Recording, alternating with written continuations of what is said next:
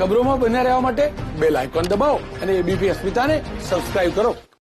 કોરોનાના સંકટ વચ્ચે રાજકોટથી મહત્વના સમાચાર। અત્યાર સુધી જે ઉદ્યાનો બંધ રાખવામાં આવ્યા હતા, હવે બંધ થયેલા ગાર્ડન કાલથી લોકો માટે ફરી ખુલ્લા મૂકવામાં આવશે। રાજકોટ શહેરના મુખ્ય ગાર્ડન જે ખુલ્લા મૂકવામાં આવશે, મહાનગરપાલિકા ગાર્ડન શાખા દ્વારા એસઓપી જાહેર કરવામાં આવી છે। સવારે 6 વાગ્યાથી લઈને બપોરના 12 વાગ્યા સુધી અને ત્યારબાદ બપોરે 3 વાગ્યાથી લઈને સાંજે 7 વાગ્યા સુધી ગાર્ડન ખુલ્લા રહેશે।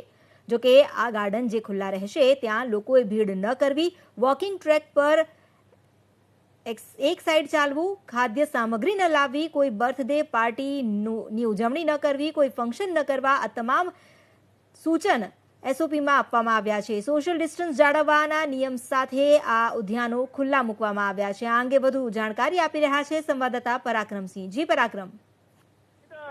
જે રાજકોટ ના શહેરીજનો છે અને સૌરાષ્ટ્રભરમાંથી જે રાજકોટ ફરવા માટે આવતા લોકો માટે એક મહત્વપૂર્ણ સમાચાર છે।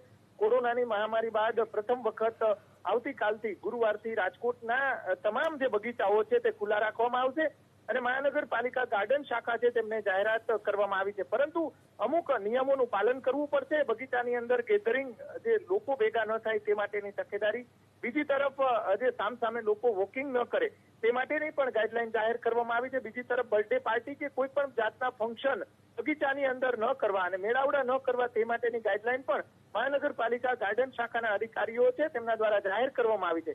રેસકોર્સ નો જે સૌથી મોટો બગીચા સહિત અન્ય બગીચાઓ પણ રાજકોટની અંદર જે મોટા બગીચાઓ આવેલા છે, નાના નાના બાળકોના બગીચાઓ આવેલા છે, એ બાળકો માટે પણ મહત્વપૂર્ણ સમાચાર કહી શકાય। પરંતુ સોશિયલ ડિસ્ટન્સિંગનું જાળવણી થાય અને ખોટું જે લોકો ભેગા ન થાય અને ખોટા મેળાવડા ન થાય તે માટેની ગાઈડલાઈન જાહેર કરવામાં આવી છે અને એક ખુશીના અને મહત્વપૂર્ણ સમાચાર કોરોનાની મહામારી બાદ કહી શકાય। જી આભાર આપનો જાણકારી આપવા બદલ। તો કોરોનાની મહામારી બાદ ઘણા સમય રહીને હવે જ્યારે ઉદ્યાનો ખુલી રહ્યા છે તો તેને લઈને જે એસઓપી જાહેર કરવામાં આવી છે, એસઓપીનું તમામ લોકો પાલન કરે તેવી અપીલ છે।